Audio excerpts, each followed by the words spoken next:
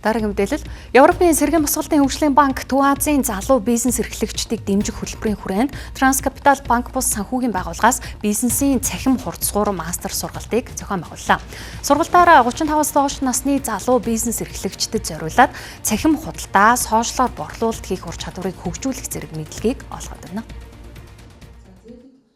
Маркетинг борлуулалтаа сошиалтай уялдуулж чадсан компаниудын борлуулалт жилд дунджаар 20% өсөлттэй байдаг нь судалгаагаар тогтоогдожээ. Харин хэрхэн уялдуулах нь жижиг дунд бизнес эрхлэгчдийн санааг зовоодог. Тэгвэл Транскапитал банк бус санхүүгийн байгууллагын харилцагчид цахим сувгуудыг оновчтой ашигласнаар бизнесээ хэрхэн өргөжүүлэх талаар олон талт мэдлэг ур чадварыг олж авах боломжтой. Онлайн шоп ажилладаг.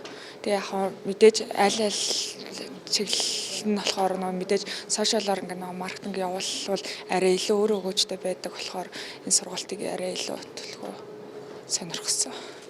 Ямар нэгэн дэлгүүр юм уу, ямар нэгэн худалдааны үйл ажиллагаа нээчээд хүн орж ирэх хүлээх биш тий. Сошиал медиатай хэрхэн яаж харьцах вэ? Тэгээд нэг хүн төрөх үү, 100 хүн төрөх үү? Тэгээд энэ арга барилыг хэрхэн яаж эзэмших вэ? Мэдгүй бүх асуултууд бол мэдлгүүдийг эндээс олж авах байгаа болохоор мэдээж эрэг үр дүнбэлт нэлээд өндөр байх гэж бодож байна.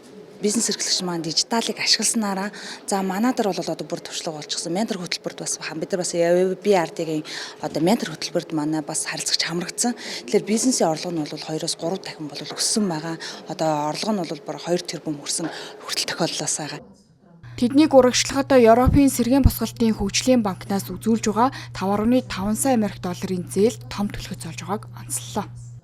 Жижиг дунд бизнесүүдэд ер нь бол хамгийн тулгамддаг том асуудлууд нэг бол яг санхүүгийн их үүсвэр санхүүжилт байдаг. Тэгээд санхүүжилтийн хүртээмжийг ерөнхийдөө гол нь нэмэгдүүлэх залуу бизнесүүдэд санхүүгийн их үүсвэрүүдийг бий болгох зээлийн шумуудаараа дамжуулаад мөн одоо Түнш банк, Транскапитал, Хас хаан, одоо Vision Fund гэх мэт санхүүгийн түнш байгууллагуудаараа дамжуулаад одоо тэр санхүүгийн их үүсвэрийг олох нь бидний хувьд гол зорилт байгаа.